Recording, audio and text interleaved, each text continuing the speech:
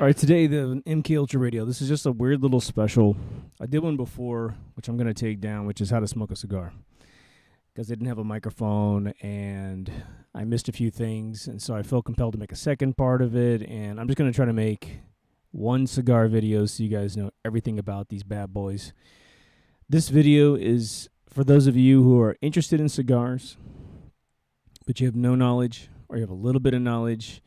This is for any one of you that smoked a cigar and you got really sick and you're like, damn it, I would love to smoke a cigar, but I always get sick. I don't know what the hell the deal is. Or you're like, someone in your family used to do it, but they're gone now, and so you can't distill the information. I've been smoking for about 6 years, off and on. I'll go a year where I smoke boxes and then a year or two where I don't smoke any, like none. This is going to teach you about the difference between cigars and cigarettes. It's going to teach you the composition of how these things are made, how to cut them, how to light them, how to taste them, etc. So welcome aboard. Cigars. First disclaimer is, yes, if you have a predisposition for cancer, you can catch cancer from anything that is a foreign body in your bloodstream.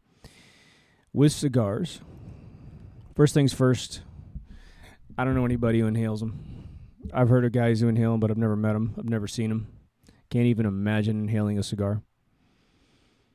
So the way that we smoke is that we pull a cloud of smoke in our mouth. You can blow a little bit out your nose, a little bit out your mouth, but nothing's supposed to go down into the lungs. Obviously, if you breathe the ambient air around a cigar lounge or your own foot smoke, you're going to ingest a little bit. But just so you know, the difference between a cigar and a cigarette is completely different. This object is made out of pure fermented tobacco with a little bit of flavoring of things like butter and cocoa and a bunch of other different things, whereas a cigarette is made entirely out of paper. The whole thing's paper. Even the stuff you think is ground up tobacco in the center, it's chemically treated paper. The chemicals that they brew up to give a cigarette any hint of tobacco in it is full of 1,200 to 1,500 chemicals designed to make you addicted to the product, and we know it causes cancer really, really fast. When I looked up on the EPA in about 2009, the cancer risks of cigars, they said you have to inhale them for one, and you have to smoke 6 a day to get close to what happens with smoking a couple packs of cigarettes a day. So these aren't as dangerous as they say, but again, you're at your own risk in terms of smoking these things and catching anything from them. So usually people I've met that have had cancer problems, either in their mouth or their throat, they also were cigarette smokers. They also chewed tobacco and that sort of thing. They were just addicted to tobacco. So that's just the disclaimer to get started. I am going to do this with a small My Father because my smoke shop is actually out of the big boys. So they've got them on order right now. So let's open this bad boy up. Let's go through the composition of a cigar. How is it made? Because it's extremely important to how you light it, how you smoke it, and how you think about what you're doing. So this is one of my favorite cigars. It's called the My Father, and it's made actually after their father, who started the cigar business, and the sons took it over, and I guess he's passed on now, I believe. And this is just a gorgeous smoke. Now, a cigar is comprised of 3 major elements. And knowing these 3 different areas will help you figure out how to light it, how to smoke it, how to taste it, and general repair and maintenance of a cigar depending on how it arrives to you, because there's some anomalies that can happen with cigars that make them dysfunctional. And if you know how one is constructed, just like a car that might be delivered with some bad part in it, you can get in there and fix it, right? This is a box press. If you look at it straight ahead, I'll try to backlight it with my hand here. It's almost a square. This is just a stylistic thing they do when they create it. They compress it. Honestly, sometimes I think it makes the draw a little bit better. And we're going to go through some terminology here. Some people use it with you. you are no longer a neophyte. You're no longer a novice. After this video, you're going to know exactly everything you need to go into a smoke lounge, to grab a cigar off a shelf without anybody's help, and you won't be stuck, feeling less than a man. Let's just put it that way. So Buck's Press is just a style. There are all kinds of different sizes for cigars. And the three I usually tell people about that are typical is your normal standard cigar is usually a Robusto. It's like robust with an O on the end. And that's just a normal old cigar size, typically. Now, again, every single tiny millimeter they add onto the cigar, they've got a different name. So I don't want you to have to memorize it's 20 different sizes. The other one is a Churchill, which is a much, much longer stick. It's probably this stick plus at least 2 inches plus. And then there's a third one that's called a Torpedo.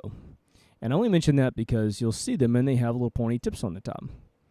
Now, I don't really get into anything that's not shaped like a normal cigar because once you start cutting a cigar, a Torpedo will just feel bizarre for a little while and there's really no point to it.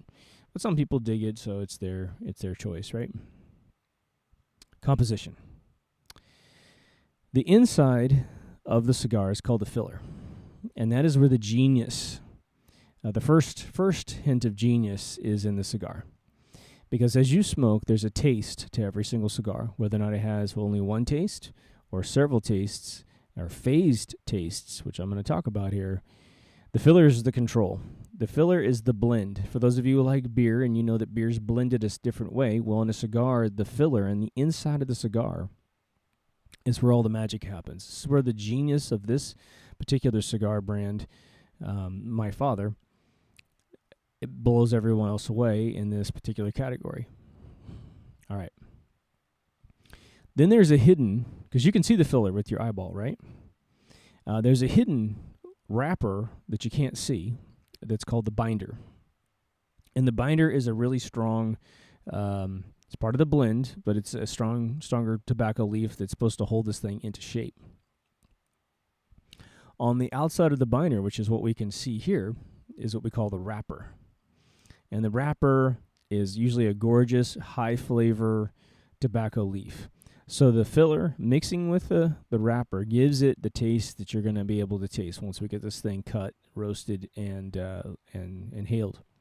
Or not inhaled, but circulated through the head. Now, so we have the filler that's all rolled up with different flavors of tobaccos. Now, when a cigar is made, let's put it this way, it's grown, a specific species of tobacco is grown in the fields.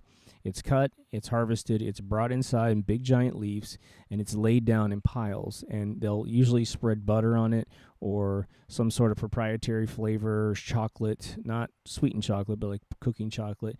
They will actually put, I believe, leathers and nuts and anything that can exude some sort of flavor. They put it in there as they create layers and layers and layers.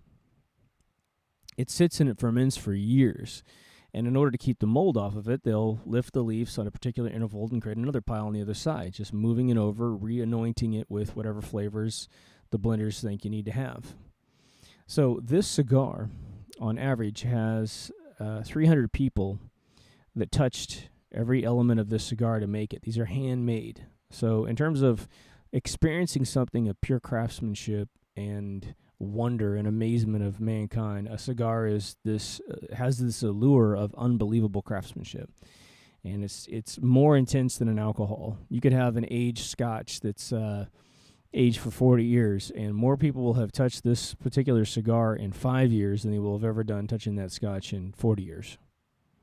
It's just a fact. So a lot of us like the craftsmanship and the experience because we know a lot of people have collected the knowledge over years and moved it down family lines and that kind of stuff. So it's kind of cool. All right. So the way these are constructed is that the filler's, rolled.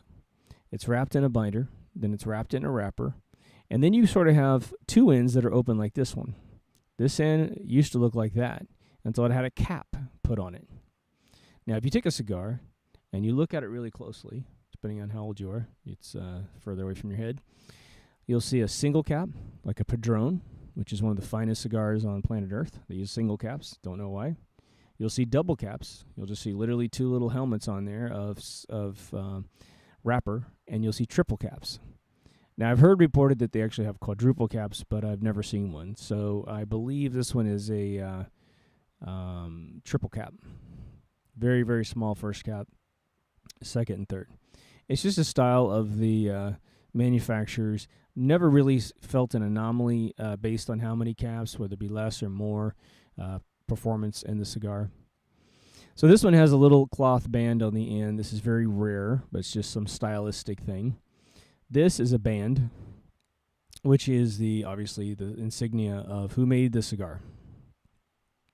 Okay, there's some rumors about bands I want to dispel. One of the rumors is that bands were put on cigars so that your fingers never touch the actual cigar wrapper, because oil from your hands would soak into the wrapper and prevent the cigar from burning properly down the chute. I think, honestly, this is just a hunch, that the manufacturers deny that rumor entirely, but the other one is that maybe 100 years ago, before man really bathed well, that might have been a big deal because your hands were really oily and dirty, and it might have actually, within minutes, affected the cigar's wrapper. If the wrapper doesn't burn well, your cigar doesn't burn well. All right. It's just to make the thing look great. And know that cigar manufacturers all work together, as well as they work against each other in competition. But a lot of them will actually ship cigars to each other and rebrand with the band. You know, a Rocky Patel cigar might be someone else's, might be an MK Ultra cigar. So if you see a cigar that tastes and looks familiar to another cigar, chances are it is that other cigar just with the band on it for the new brand. And hey, man, if you can get it cheaper with the other person's band, then buy a box of them, right? So I'm going to slide this little velvet thing off the end. And now we need to discuss cutting and roasting. Now, obviously, if I start lighting that into the cigar without cutting that open, ain't nothing going to happen. I'll just burn the cigar for no reason. So I got to cut this baby open. And you have 3 choices. And when I first made this video, I didn't have all of the options available. The very traditional way of doing it is with what's called a guillotine. And here's my guillotine. You pop it open. Took me a while to get this bad boy open. It was all stuffed shut. So this is a guillotine, right? And they make all kinds of they make sliding ones. They make ones. So mine's like this.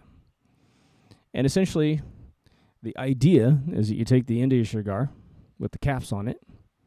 You push it through the guillotine at some point, and you squeeze it, and you'll get a razor sharp cut across the top of the cigar. I don't like these.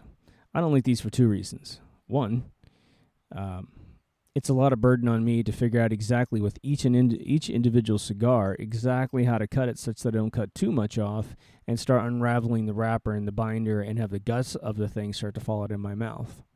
I think people who use guillotines need to be damn near professional cigar smokers, if there is such a thing, to keep from injuring the cigar too much.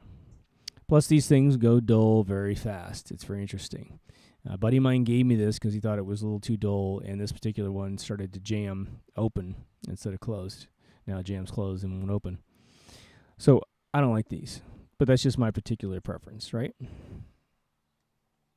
The next one I'm going to show you, which is sort of the step up, I think, from the average guillotine, is a punch. Now, this is going to be sort of difficult to see, but this is a lighter right here with a little punch in it. You'll see this little tiny round hole, and they're actually pretty convenient, but I found that punching your cigar actually damages the caps more often than not.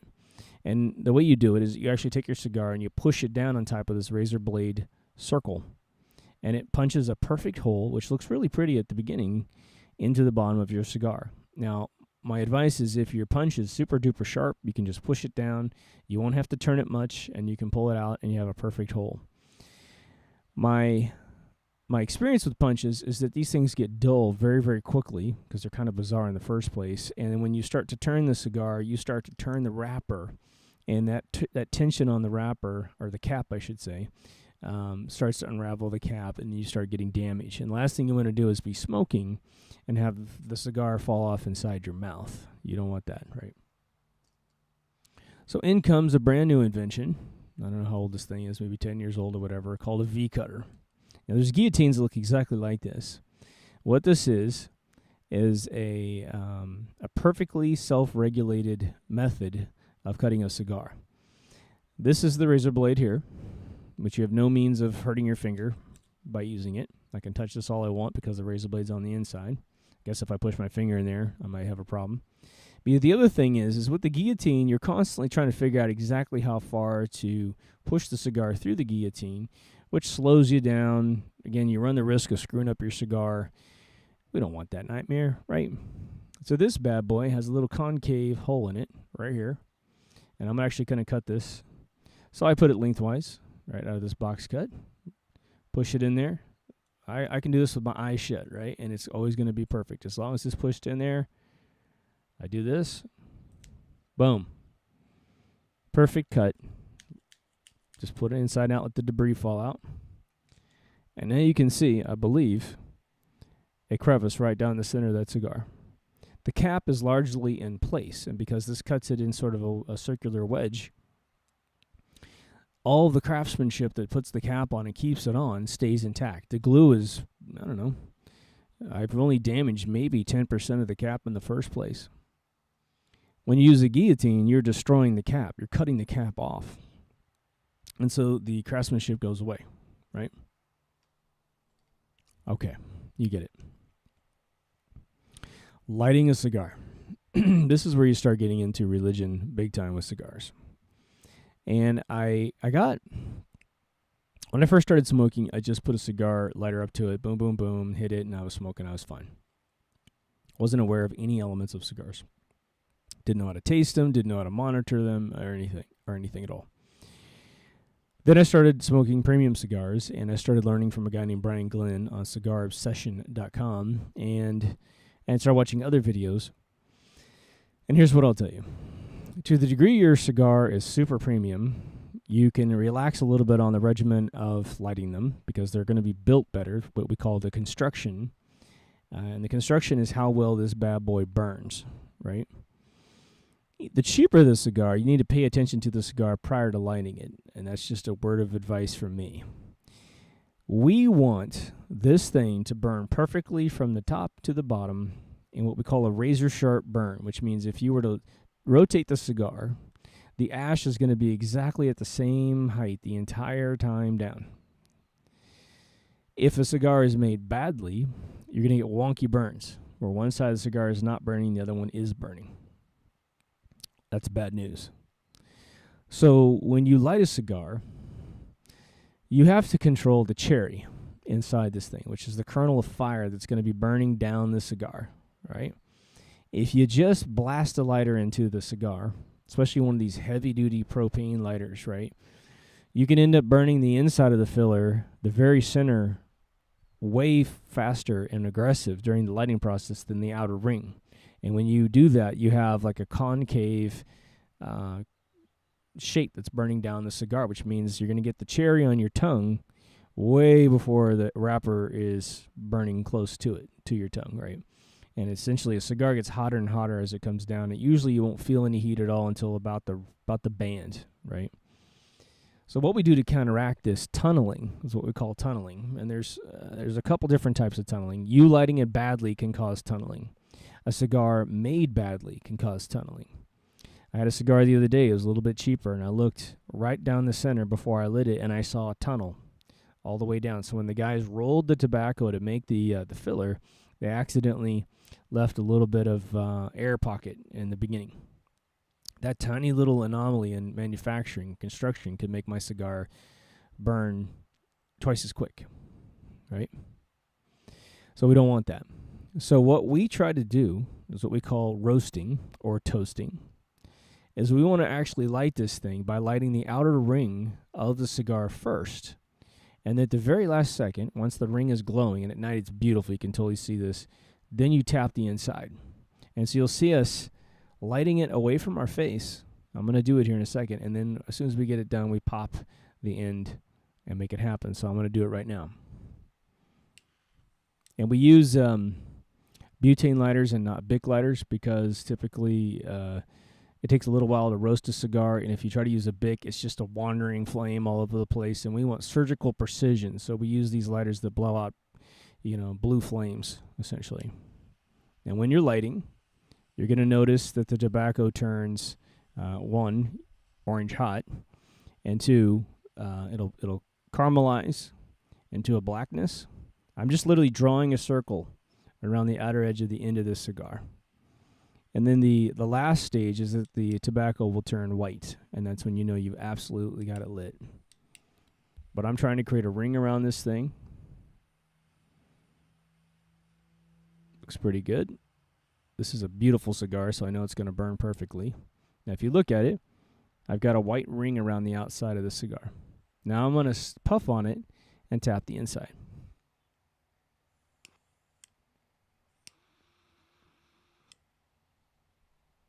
Just a couple puffs gets me started.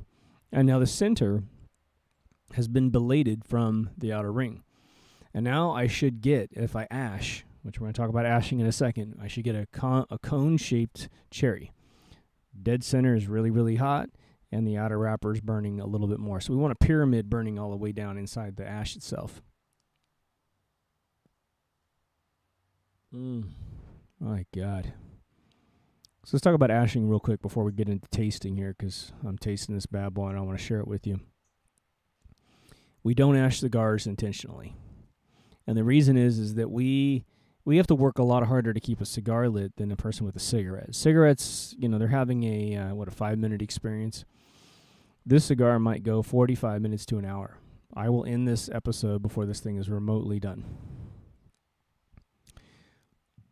We want the ash to help control the heat down the cigar so that it burns evenly and perfectly. If you ash constantly, one, you might knock the cherry off the end of your cigar and you end up relighting. We typically don't relight cigars if we can help it, because we don't want the ash from the tip of the cigar to really infiltrate the internals of the cigar through some aggressive puffing and burning. But you're going to have to, from time to time, correct the burn, and we'll get into that in just a second. But let's talk about tasting. I smoked cigars for 5 years and had no idea how to actually taste a cigar. Cigars that are made well, that are $8 or more, United States dollars, are going to have a taste. And it's phenomenal how it works. Again, we don't inhale. Here's how you taste a cigar on the most fundamental level. You're going to pull in a cloud into your mouth. And I'm going to do this in front of you here. And I'm going to open my mouth and just let the cloud fall out of my head. After that, I'm going to lick my tongue to the roof of my mouth, and I'm going to taste what's happening. And then I'm going to teach you how to retrohale after this. So here we go.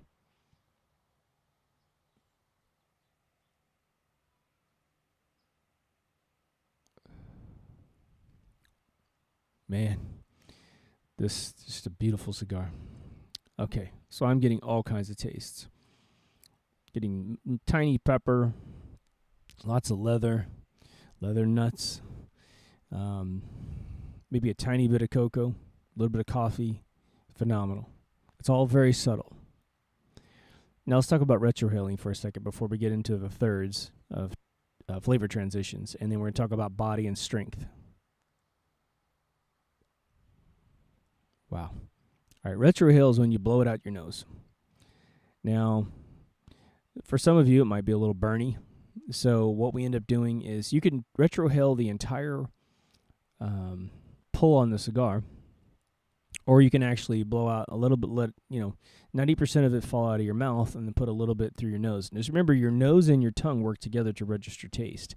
So you're going to be able to identify tastes in your cigar by retrohaling. And it goes something like this. Not that you haven't seen it before.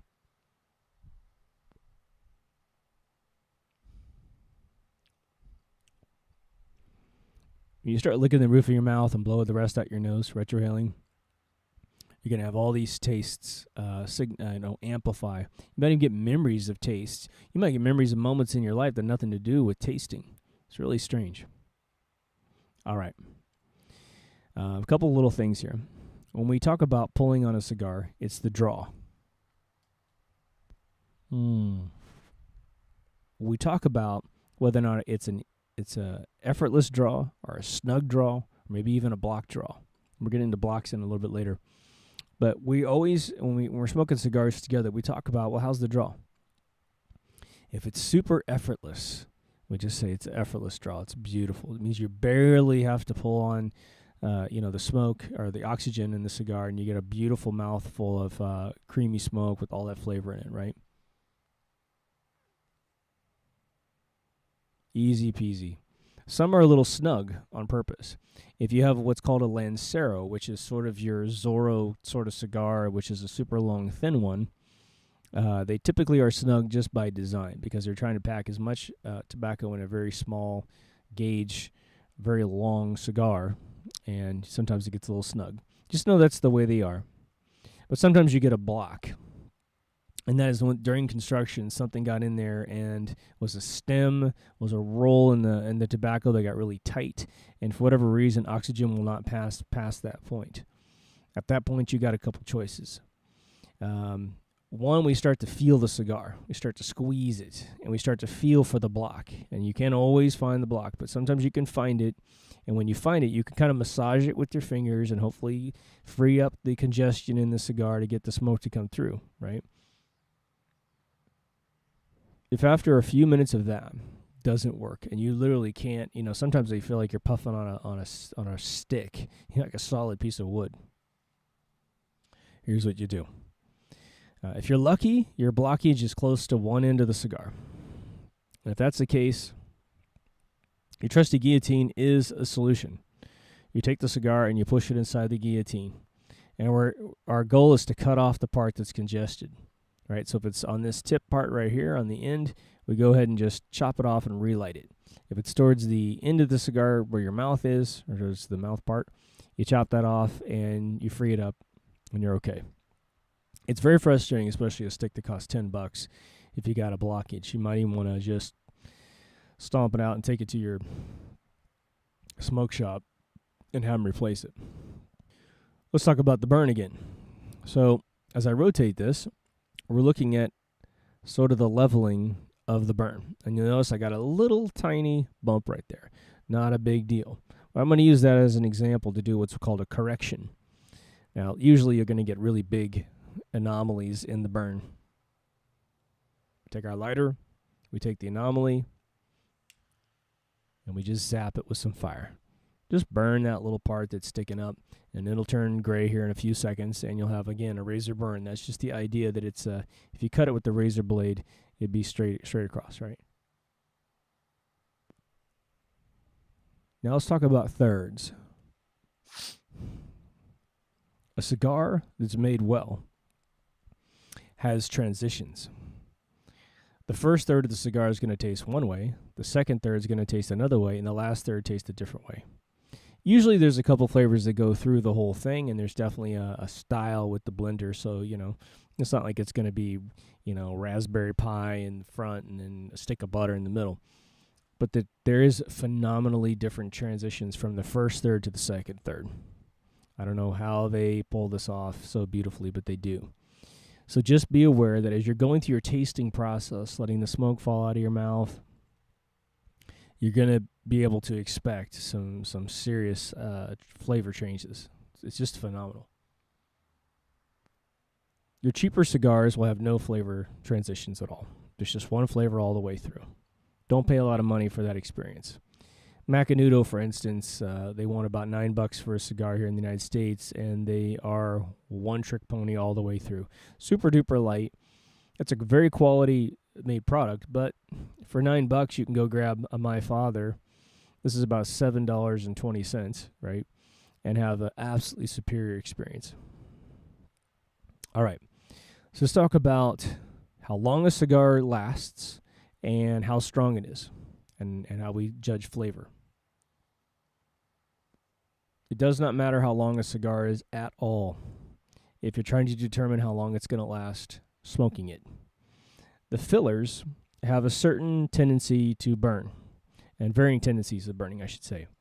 Some fillers are what we call short fillers. They burn extremely fast, and usually those cigars are fairly cheap because they know the experience is going to be about 30 minutes. That's usually a fast smoke on a cigar. The second stage, the second kind, is a long filler. You could say there's a medium filler as well, but that's sort of where you don't know. It's a little over 30, a little under an hour. But a long filler, oh my gosh. A regular Robusto or Robusto Long filler could be an hour and 45 minutes. One of my favorite long filler cigars is an Oliva Torpedo. Things last forever, and it's just phenomenal. The larger My Father lasts for an hour and a half easily. It just depends on the inner filler. So you might need to look up online what you're getting into, or just experiment and understand that you might have a long filler, short filler. Again, over $7, you should be getting really close to a long filler, to be honest. All right, let's talk about strength. This was the hardest thing for me to understand, and the area by which that no one seemed to be prepared to tell me anything, It was, how do I keep from getting high smoking cigars? One, obviously don't inhale. I only inhaled once as a child, and I turned purple. There's something called body and strength. Most of us want full body, zero strength, and that's what this is. Body is the taste, the amazing transitions that you're paying money for, right? Again, those 300 people that touched your cigar before it was delivered to you, they instill that flavor in the cigar. That's why you're paying $7 plus for a cigar. On the flip side, you have strength. And I can tell you right now, we're in the golden age of cigars. There are so many cigars out there that humidor places, that smoke shops cannot hold remotely a wide collection of what's available. Their pie slices are probably 20% on average. If they have a good, maybe 15 by 10 foot humidor, they might be able to carry about 20% of the brands, maybe. That's how amazing the era is right now. You can mail order cigars from all over the planet, and it's pretty phenomenal. I do feel sorry for those of you in Europe because, it costs them a lot of money to ship them to you guys. And so you might have to pay a premium for premium cigars, maybe even a premium for not so premium cigars. But there used to be this fear I had that once I realized Connecticut's, which is a really light wrapper. It's funny because the cigar companies can actually grow the tobacco in different places and buy wrappers off different companies. So you might actually have a Nicaraguan cigar that actually gets its wrapper from the United States. It's really interesting. So if you have what's called a Puro, the Puro cigar means that company makes everything that you see, including the band. They make everything. So you're getting it from a region of the world. So if you have a Nicaraguan Puro or a Costa Rican Puro, that just means it's made 100%. And they're not buying any tobacco from anyone. And it's usually a very phenomenal experience when you can get a Puro of any kind. And they tend to be a little cheaper until the brands get really popular. All this competition that's going on right now is good for us because they're competing like crazy. But I used to think that lighter wrappers meant it was a lighter flavored cigar. Like the body was, the strength was actually going to be low if it was light, and the strength is going to be high if it was dark. And I've definitely had that experience where I've got some Maduros that, are like, bam, hitting me hard. But nowadays, at least the places I'm buying cigars from, I get tons of really dark cigars, and they're just as light as feathers. And typically, again, if you go into a humidor, one of the tricks of the trade is to say that the ones that are really expensive start getting into the more elaborate flavors and usually heavier strings. And the really inexpensive ones that are just flying off the shelf are usually your lighter ones, because people who are getting into cigars and buying a lot of them, one, they don't want to spend $10 a cigar anyway. Usually $6 is sort of the minimum I will spend on a cigar, unless I get it from a box, and then I can get for $3.50 or something like that. Same exact cigar. But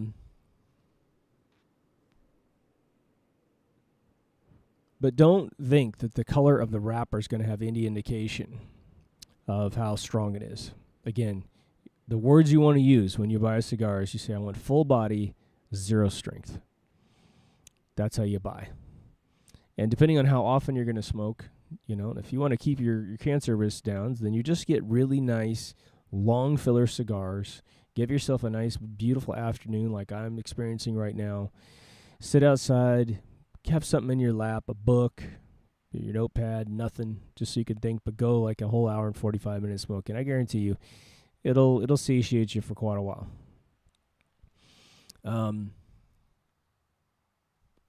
A couple things about smoking cigars and coexisting with others, because I want to, something I didn't cover, and I actually created a part 2 on the cigar thing, and then I didn't release it. You're into smoking cigars for a couple different reasons. One, once you understand taste, that's going to be your primary thing, is the taste. The second one that I have is the smell of the wrapper burning by me. So just having it by me and smelling it is great. There's also, a bit of the habit of we're born to suckle our mothers, and regardless of how you want to boil that down, suckling a cigar has some weird trigger to your mother. Trust me, it's just genetic, So there is some physical attraction to the actual process. But just know that you probably smell like an ashtray to everyone around you. Doesn't matter if your cigar was full and you just had, a full steak dinner by having your cigar. Everyone else just smells stinky dad, stinky boyfriend, stinky whatever buddy. So a few things that I can tell you. I'm just going to give you everything you can do that I do to really wipe away the smell. If you got to go somewhere, hot date or something, and you really don't want to, you don't know if she likes the smell of cigars. Some chicks love it. Some chicks can't stand it. If you're unsure, here's what you can do. You might think, brush your teeth. Yes, brush your teeth really, really well. Brush the crap out of them. Go the full 2 minutes. The other one you might do is a nasal rinse, which is sort of these things we use to keep away colds, called neti pots as well. I use an electric one made by Neomed for colds. So I blast out my whole nasal cavity, and man, does that get rid of a lot of the residual smoke up inside my system. Take a full shower. Obviously, completely change your clothes. If you're cohabitating with the person, you might want to throw the clothes in the washer, because the whole gamut's going to stink. They do lose their smoke smell just like when you go to the club. At this point, you do have a hint when you exhale, because your lungs do have a little bit of residual in them. Your throat has a little bit of residual in it. If you really want that to go away, eat something. Eat a fairly decent meal. By the time you're done with your meal, it's amazing. You won't even taste it unless you breathe hard. So brush your teeth, rinse out your nose, take a shower, change your clothes, and eat something. That's the fastest way you can pull this off. Know that if you smoke a cigar next to a house, if any crack in any window is open, the cigar smoke will go inside the house. And again, for those who aren't having the amazing tasting experience, they have no sympathy for what you're doing, okay? Unless they've just dig dudes who smoke cigars. I've been with people that love a little bit of residual smoke because it reminds them of their family, their fathers, their uncles, or whatever, and I've had chicks that absolutely hate it. So it's up to you. Kids, they're never going to really like it. So let's talk about pulling the band off. Bands have become a lot better even in the 5 years that I started smoking. A bad band is a band that actually is glued to the wrapper.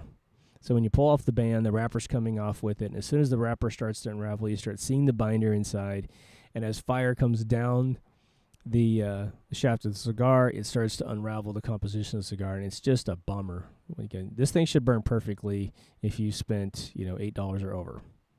So I happen to know these bands are made pretty well, so let's see if they got this one good. You just put your fingernail in there. Obviously, a band should only be glued to itself.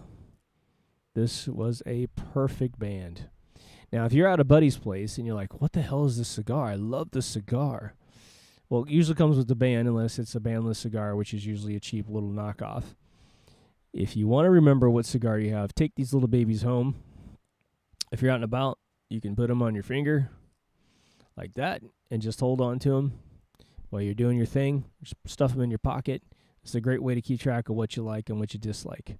If you hated a cigar, you can take these home and you can fold them in a particular way and put them in your pocket so it's a memory of the one that you hate. Now, again, that blockage thing I told you about is going to happen on every single cigar in the world. It doesn't matter how. I've seen guys try to smoke $500 cigars and they're jammed. They're jammed inside the glass pipes that they get. $750 cigars jammed inside glass pipes, and they can barely pull them out. Every single time you touch the cigar in an irregular way to move it around, pull the wrappers off, all the extra stuff on them, you run the risk of damaging the entire experience. You got to be really careful with that. Now, some people, when you're new to cigars, you may not be prepared for such a long experience. And so there's this thing that rookies do. You go to their house and they have a bunch of cigars that are half smoked laying all over the place. And you're like, well, what are all these cigars? Well, I didn't have enough time to smoke the whole thing, so I relight them later on. Relighting a cigar is just so gross, okay? When I lit this, I had nothing in my mouth tobacco-wise. When I lit it, I started having this taste experience with this particular cigar. I'm now in the middle of this taste experience. I've got residual tastes in my mouth. I got new taste transitions coming. If I were to stop smoking this and store it somewhere, and believe me, I did it for the first year. I didn't know what the hell I was doing, and no one taught me anything. This is why I'm making this video for you guys. I relit it, and it tastes like an ashtray. And part of it's that, one, you heat up the shaft of the cigar, and then you let it cool off, and that damages the entire flow of the cigar for the relight. Second, you are pulling carbonized white ashes through the cigar as you smoke, and if you somehow put it out and relight it again, well, you're going to get a mouthful of that taste, and that's exactly what you don't want. So these are meant to be smoked from start to finish. If you simply buy cigars that are too long for you, get yourself some short filler Connecticut's. It's going to be cheaper for you anyway. I highly recommend the Baccarats. It's Baccarat with the size maybe of Rothschild. And it has a sweet wrapper. It's actually a naturally sweet wrapper that is just a beautiful cigar. It's a good morning cigar if you got maybe an hour before you have to go to work, before you have to actually walk out of your house and you're all ready to go. You don't mind smelling like a cigar. I usually, if I smoke in the morning, I smoke, drink my coffee, then pound the shower, brush my teeth, and go eat breakfast or something. That way, by the time I get to work, no one can smell anything. I don't make out with my coworker, so I'm okay.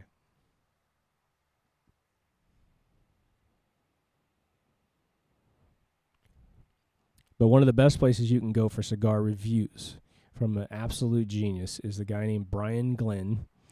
It's cigarobsession.com. If you are on YouTube watching this, then up above, you just search on Cigar Obsession, no S on the end, and you'll see Brian Glenn's CO website. And I'm telling you, this guy reviews cigars. He's got a taste palette that is unbelievable. And he's always got tips on how to smoke and that kind of stuff sort of interlaced in between what he does. He has cigar giveaways. He has probably reviewed, 1,500 cigars. So you go to his website and you just click on reviews, and he does a 3-stage review of the different transitions. And he's very fair. He's extremely fair, and he'll smoke a cigar that's $3 all the way up to a cigar that's nearly $1,000.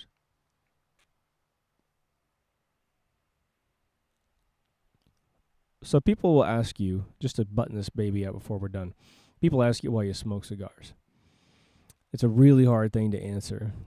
I smoke cigars because, the first reason why I was allured to them was that I grew up with my grandfather owning a car dealership, and he had a guy work for him, big dude named Perry, and Perry always had a cigar, and it was just sort of this thing that old guys did. And as you get older, you tend to kind of run out of all the kitty bop crap, and you get really tired of sweets. You get into savory tastes, like some type of salty tobacco flavor. And you actually will get addicted to the flavor more than anything else in the world. And when you get full-body cigars, the amount of flavors that are out there to experience, especially a butter stick. Drew Estates makes some of the greatest cigars out there. And by the way, Brian Glenn has the best cigar samplers on planet Earth. He has one up there for $89, a couple of them up there for $89. If you're new or you've smoked a little bit and you're just dissatisfied with the taste, or you want to take this video and you want to launch into something that has an amazing flavor, go to Brian Glenn's Cigar Obsession and get one of his $89 samplers. In fact, his latest sampler comes with 12 different cigars. So you're only paying for 10, you're getting 2 for free. Shipping's included if you're in the United States, but it is really unprecedented flavors that you can get. But back to why we smoke cigars. Nowadays, I'm into the meditation of it. I'm into the tastes, and I'm into the craftsmanship of this whole thing. When you go into a humidor for the very first time, it's sort of a weird feeling. You sort of feel like this overwhelming franchise that exists out there, this club that exists. And when you start to see hundreds and hundreds of brands, and the first humidor I ever walked into was massive, really huge, you start to realize how serious this is. And these things are expensive. So people are of all walks of life, of all different income ranges, are in there buying one or two different, cigar experiences. And some people only smoke once a week or once a month. But it's that premium experience they get.